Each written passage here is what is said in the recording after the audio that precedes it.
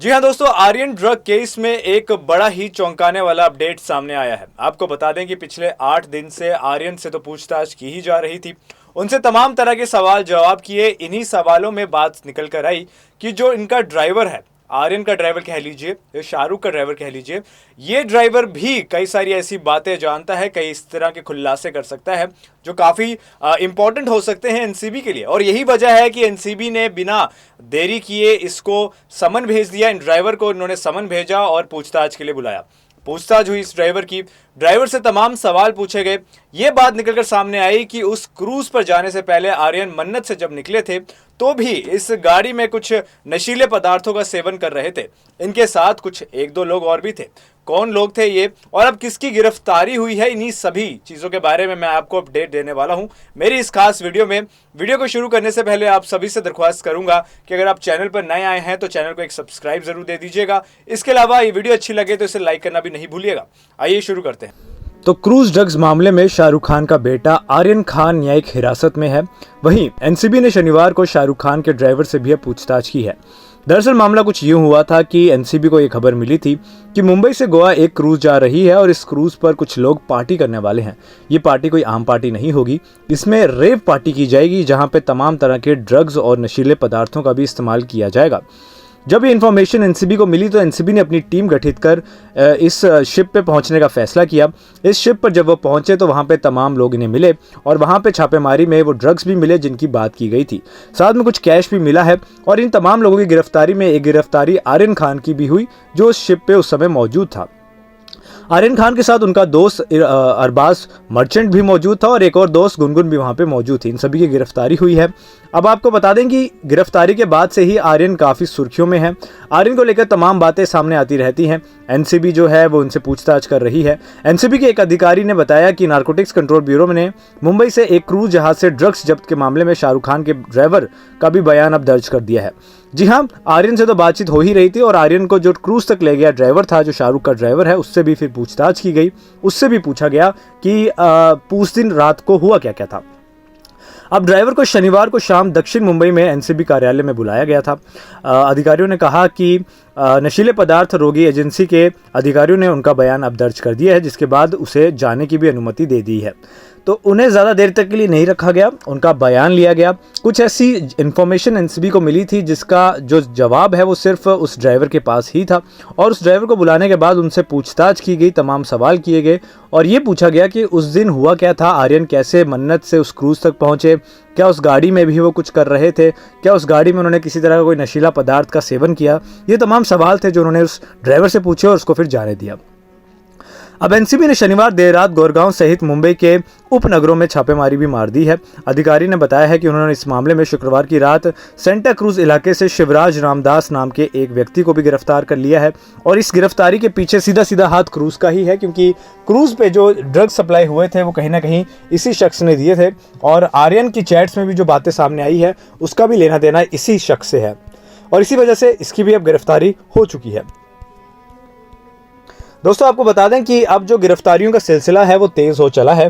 पहले दिन जो 2 तारीख को जब छापेमारी की गई, जब रेड बजी थी, तब सिर्फ 8 गिरफ्तारियां हुई थी। उसके बाद से 8 गिरफ्तारियां और हुई जिससे 16 गिरफ्तारियां हो गई और अब हाल ही में एक गिरफ्तारी जो अभी आपको मैंने बताया रामदास, इसको मिला के 17 गिरफ्तारियां इस पूरे मामले में कर दी गई हैं। दोस्तों 17 गिरफ्तारियां ये हो गई। इसके अलावा 2 लोग और ड्रग पैडलर्स जो थे वो भी पकड़े जा चुके हैं। तो अब तक इस मामले में 19 लोगों को गिरफ्तार कर लिया गया है, जिसमें शाहरुख खान के बेटे आर्यन खान का भी नाम शामिल है। और आर्यन खान का आप जैसे जानते होंगे कि 6 दिन की रिमांड के बाद उनकी कस्टडी को 14 दिन और बढ़ा दिया है और अभी भी वे रिमांड पर ही हैं। अब समीर वानखेड़े की बात की जाए तो समीर वानखेड़े के नेतृत्व में एनसीबी की एक टीम ने गोवा जाने वाले क्रूज जहाज पर छापा मार दिया था, जहां से उन्हें ड्रग्स बरामद भी हुई है और इसी के ऊपर ये सारा केस बना है। हालांकि ये बात भी सामने आई थी कि उस दौरान छापेमारी में आर्यन खान के पास से कोई भी ड्रग्स बरामद नहीं हुआ, ना ही उनकी कोई जेब से बरामद हुआ, ना ही उनके बैग से बरामद हुआ। लेकिन बड़ी बात जो सामने आई थी वो ये कि उनकी चैट्स में कुछ इस तरह की बातचीत थी, इस तरह की फोटोज थी, वो शक के दायरे में उनको ले आई और उसी की वजह से अब ये पूरा मामला चल रहा है। अब गुरुवार को आंदोलन ने अदालत ने आर्यन खान समेत 7 अन्य लोगों को एनसीबी कस्टडी बढ़ाने की जो याचिका थी उसको उन्होंने मान लिया और एनसीबी को ये इजाज़त दे दी कि वो अपनी याचिका को बढ़ा सकते हैं और 14 दिन की न्यायिक हिरासत में इन सभी लोगों को भेज दिया। इसमें जो तर्क एनसीबी ने दिया था वो ये दिया था कि इस पूरे मामले में इंटरनेशनल कनेक्शन भी दिख रहा है और इसी वजह से बहुत ज़रूरी है कि सभी को साथ में बिठाया जाए, सभी से बातचीत साथ में की जाए। किसी को अगर हम जाने देते हैं तो कहीं ना कहीं पूरा मामला गड़बड़ा सकता है और जो सारी जानकारी हमें मिल सकती है वो नहीं मिल पाएगी। अब दोस्तों एनसीबी तो इस मामले में बिल्कुल सक्रिय है ही है और पूरी पैनी नज़र बनाए रखे हुए भी है। उन्होंने फिल्म निर्माता इम्तियाज़ खत्री के आवास और कार्यालय में भी छापेमारी मार दी है। क्रूज जहाज से ड्रग्स की जब्त के संबंध कुछ तलाशी ली गई और उनसे पूछताछ भी की गई, क्योंकि इम्तियाज़ खत्री एक ऐसे शख्सियत हैं जो सुशांत सिंह राजपूत का भी जब मामला सामने आया था और जो ड्रग्स एंगल्स आए थे तब भी इनका नाम सामने आया था और बताया जाता है कि ये भी कई बार पार्टीज करते हैं, कई इस तरह के फंक्शंस करते हैं जहाँ पे ड्रग्स का इस्तेमाल किया जाता है। तो शक के दायरे में तो ये काफ़ी पहले से ही है। अब इस मामले में भी इनसे पूछताछ की गई, इनके घर पे तलाशी ली गई, इनके ऑफिस में तलाशी ली गई और किसी तरह का कोई कनेक्शन इनका इस क्रूज वाले मामले से है ये देखा गया। अब इसके बाद अधिकारी ने बताया है कि एजेंसी ने उन्हें सोमवार को फिर से पेश होने के लिए कहा है। अब सोमवार को इम्तियाज़ अली फिर वापस आएंगे और उनसे पूछताछ जो है वो जारी रहेगी। अब एनसीबी की पूछताछ में कुछ आरोपियों ने खत्री का नाम ले ही लिया है, जिसके बाद से उनके घर पर छापेमारी की गई थी। जिन आरोपियों को पकड़ा है एनसीबी ने, उन्होंने कईयों में से जो है खत्री का नाम लिया, इम्तियाज़ खत्री का नाम लिया और यही वजह है कि एनसीबी जो है वो इतनी ज़्यादा एक्टिव हो गई और एनसीबी ने खत्री के घर और ऑफिस में छापेमारी कर दी। अब एनसीबी सभी ड्रग्स पेडलर का पता लगाने की पूरी कोशिश कर रही है। एनसीबी ने इस चीज़ साफ कर दी है कि उनका लक्ष्य है कि इस देश को नशा मुक्त बनाना है। यहाँ पे तमाम लोग जो नशे करते हैं, प्रमोट करते हैं, उस चेन को तोड़ना है और एक कड़ी से दूसरी कड़ी पे पहुंचना है, जिससे पूरा जो ये कनेक्शन चल रहा है, पूरा जो ये वेब जाल फैला हुआ है, ये सारा उनको समझ आ जाए और उससे इनको इसे अपने देश से ख़त्म करने में, मिटाने में मदद मिलेगी। एनसीबी ने ये बात भी कही है कि ये जो मामला है और ये जो हमारा काम है ये काफ़ी मुश्किल है और हमारे बहुत सारे दुश्मन हैं, लेकिन हम अपने काम को लेकर बिल्कुल निश्चय है और अपना काम बखूबी करते रहेंगे।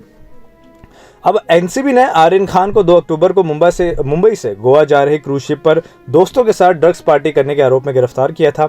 इसके बाद से ही मामले में कई चौंकाने वाले खुलासे हो चुके हैं। इसी आधार पर कोर्ट ने आर्यन खान की जमानत याचिका खारिज करते हुए उन्हें 14 दिन की न्यायिक हिरासत में भेज दिया था और तभी से ये मामला और भी ज़्यादा गर्मा गया, क्योंकि शाहरुख खान के बेटे को इतनी देर तक जेल में रखना अपने आप में एक बड़ी बात है, लेकिन जो मैसेज एनसीबी और सरकार और जो कोर्ट दे रही है वो ये दे रही है कि आप चाहे शाहरुख खान के बेटे हो या आप किसी आम आदमी के बेटे हो, अगर आप गलत काम करते हो, अगर आप कानून का उल्लंघन करते हो तो आपको सज़ा मिलेगी। और अभी तो खैर कार्रवाई चल रही है, ये कार्रवाई कहाँ तक पहुँचती है और कितनी चलती है ये देखना काफ़ी इंटरेस्टिंग होगा। फिलहाल के लिए दीजिए इजाज़त, नमस्कार।